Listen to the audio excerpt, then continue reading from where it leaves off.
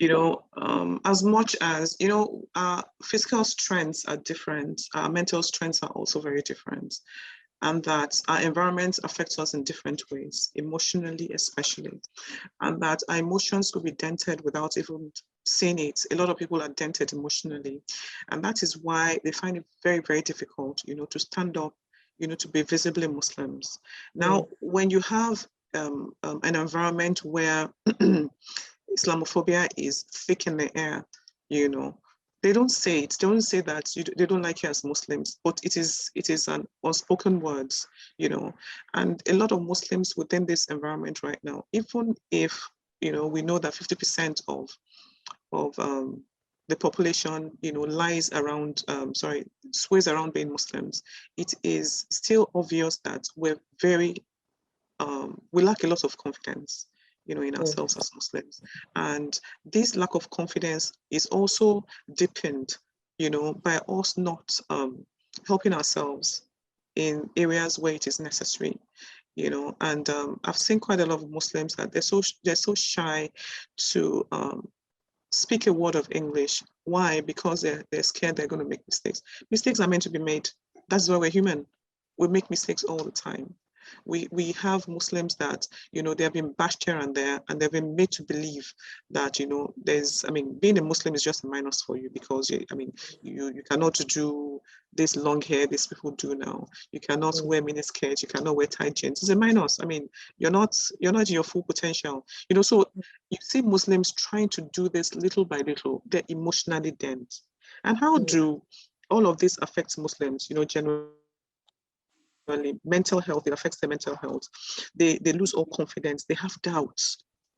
Doubt in Islam. I've seen a lot of people out of all of this, right? They ask themselves, why am I Muslim, right? They do not have enough confidence, to do some things that would make them better Muslims. So they have doubts. They have fear of acceptance.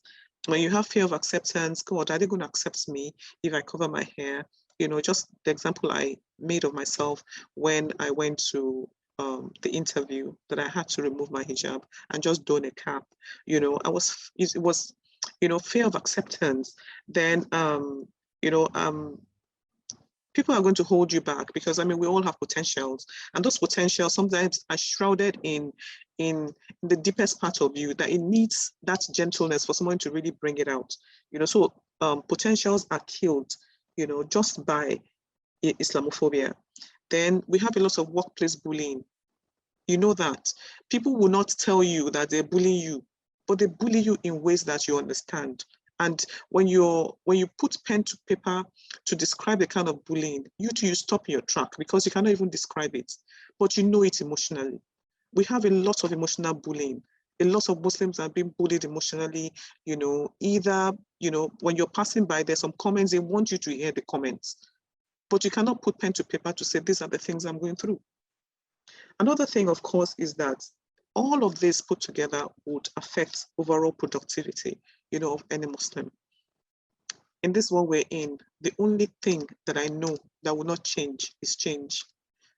From the time I've known Islam, it has always been one persecution or another. Since the time of Rasulullah, he was persecuted before few people, started joining, him in Islam, until Islam became what it is today. But, fast forward in another 10 years' time, where will Muslims really be? Where will our confidence really be? Are we going to be this confident? How are we going to put others along?